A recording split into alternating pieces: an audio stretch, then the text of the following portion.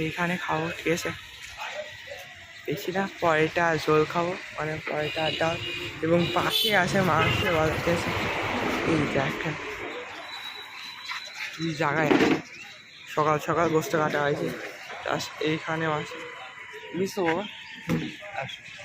ডান আব্বা, এখন যাবো ভিতরে। ওকে আব্বা, আর ডাল খাবো। আব্বা আমি ডাল দিয়ে খাবো। ডাল দিয়ে খাবা, শুধু ডাল দিয়ে খাইতে যাও।